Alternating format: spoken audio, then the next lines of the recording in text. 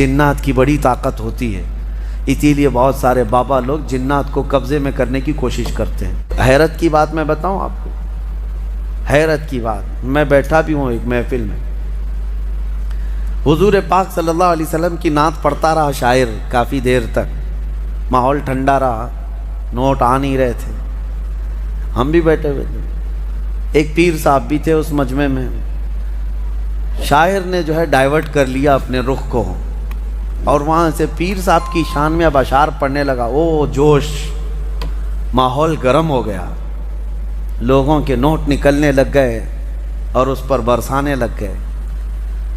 کس طرح کا مجمع بنایا گیا ہے میرے عزیزو، اس حبیب رب العالمین کی شان میں نعت پڑھنے پر سناٹا ہے، جس کی تعریف میں قرآن رطب اللسان ہے، جس کی تعریف میں تمام کائنات کی اشیاء رطب اللسان ہیں، اس نبی رحمت کی تعریف میں تمہارے کانوں میں سناٹا ہے۔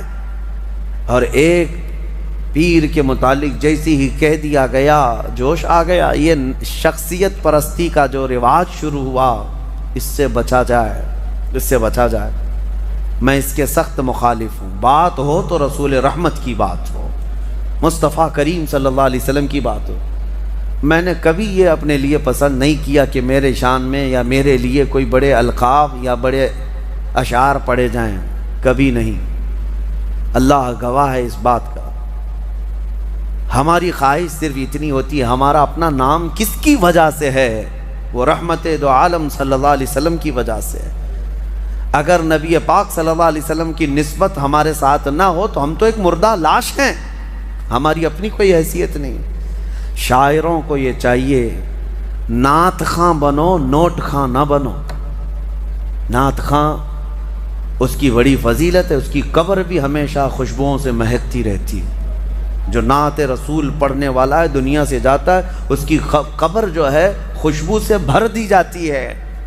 اور جس نے صرف دنیا کی طلب رکھی، پھر اس نے نعتوں کو ایک ذریعہ بنایا اور بیچتا رہا۔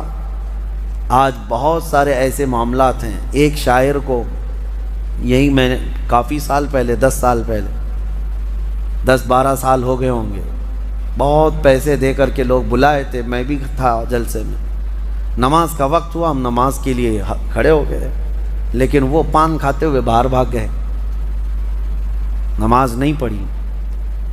پھر صبح کی بھی نماز نہیں، عشاء کی بھی نماز نہیں۔ مجھے بہت اس چیز سے نفرت ہوتی ہے کہ نماز کے لیے ذرا برابر بھی سستی نہ کی جائے، کاہلی نہ کی جائے، چاہے وہ کوئی بھی ہو، معاف نہیں ہے اس کے لیے، پیر ہو کوئی بھی ہو۔ دوسرے دن وہ جلسے والوں سے میری بات ہو رہی تھی، تو میں نے پوچھا ایسا کیسے ہے؟ رات کو تو اتنا چہک چہک کر کے نعت پڑھ رہے تھے، ایسا کہہ رہے تھے ابھی مدینے کی گلیوں میں لے کر چلیں گے، تصور مدینہ فلاں فلاں فلاں، اور نبی پاک صلی اللہ علیہ وسلم کے حکم کے مطابق یہ نماز سے غافل ہے یہ بندہ۔ تو جا کر کے کسی نے کہا بھی کہ شاعر صاحب آپ نماز نہیں پڑھ رہے ہیں۔ وہ اس پر اطراح کر کے وہ اور گھمنڈ سے کہتا ہے دو میں سے ایک کام کرا لو، جلسہ کرا لو یا تو نماز پڑھا لو۔ نعوذ باللہ من ذالک۔ یہ ایک بات پھیلی ہوئی ہے، مشہور بھی ہے۔ اللہ تعالیٰ ایسے ناہنجاروں سے ہماری حفاظت فرمائے۔ اپنی محفلوں کو پاکیزہ رکھو۔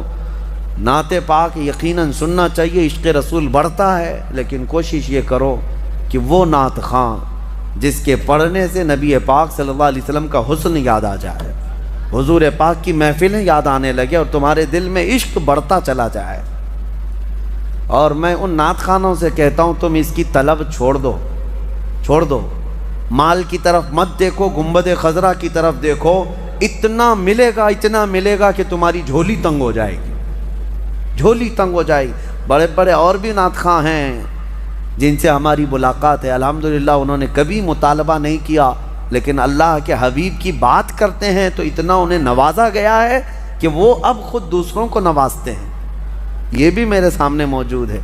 میں ان سے کہتا ہوں کہ تم طلب مت رکھو، میرے آقا جو دیتے ہیں ان کے دربار سے جو ملتا ہے وہ بہت ہوتا ہے۔ اللہ کریم ہمیں بے نیاز رکھے۔ سورہ نمل آخری سورہ جو ہم نے تلاوت کی چونٹی کے نام سے سورہ ہے، نمل چونٹی کو کہتے ہیں۔ اور ایک واقعہ اس میں ذکر ہوا ہے حضرت سلیمان علیہ السلام کا، کہ اللہ تعالیٰ نے سلیمان علیہ السلام کو ہر جانور، ہر پرندے کی بولی سکھائی تھی۔ وہ اللہ کے نبی سارے پرندوں کی بولیاں جانتے تھے۔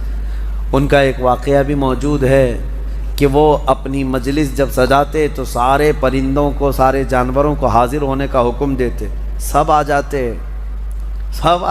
ایک مرتبہ سب کو حاضر ہونے کا حکم دیا، جنات بھی، انسان بھی، پرند بھی، چرند بھی، جانور بھی، سارے پوری محفل کو دیکھتے ہیں۔ سلیمان علیہ السلام نظر ڈالتے ہیں اور کہتے ہیں اس میں ایک پرندہ غائب ہے جس کا نام ہدہد ہے، کہاں ہے یہ؟ وہ نظر نبی کی نظر ہے، امتی تو سب تھے لیکن جانوروں میں سے ایک پرندہ حاضر نہیں تھا۔ کہتے ہیں کہ مالی لا اری الہدہد، کہاں ہے؟ میں ہدہد کو نہیں دیکھ پا رہا ہوں، کہاں گیا ہے؟ اگر یہ غائب ہے بغیر بتائے، لَأُعَذِّبَنَّهُ عَذَابًا شَدِيدًا، میں اسے سخت ترین سزا دوں گا۔ اگر وہ میرے بغیر بتائے گیا، کلاس سے غیر حاضر ہو رہا ہے بغیر بتائے۔ تو سلیمان علیہ السلام نے جیسی ہی کہا، سبوں نے کہا کہ اے اللہ کے نبی وہ غائب ہے، مجلس میں نہیں ہے۔ تھوڑی ہی دیر کے بعد ہانپتا کانپتا یہ ہدہد آ گیا۔ ہدہد ایک پرندہ ہے، آ گیا، کہا اے اللہ کے نبی معذرت، مجھے معاف کریں، میں اڑتے اڑتے ایک ایسے وطن میں گیا تھا جہاں میں نے ایک عورت کو دیکھا کہ وہ بادشاہ بنی ہوئی ہے لوگوں کی، اور وہ حکومت کر رہی ہے، اور اس کا حال یہ وجدتها وقومها یسجدون للشمس، اس کی پوری قوم جو ہے سورج کی عبادت کر رہے ہیں۔ پرندہ تعجب کر رہا ہے لوگوں پر، پرندہ تعجب کر رہا ہے، سورج کی پوجا کرنے والوں کو میں دیکھ کر کے آیا۔ وہ پرندہ ہمارے ملک میں آتا تو کتنا تعجب کرتا، کیا کیا پوجا کر رہے ہیں۔ معزز سامعین کرام، یہ بیان آپ کو اچھا لگا ہو تو ویڈیو کو لائک اینڈ سبسکرائب کر کے آل پر کلک ضرور کریں۔ ایسا ہی اسلامک ویڈیو دیکھنے کے لیے میرے چینل سے آپ سب جڑے رہیے۔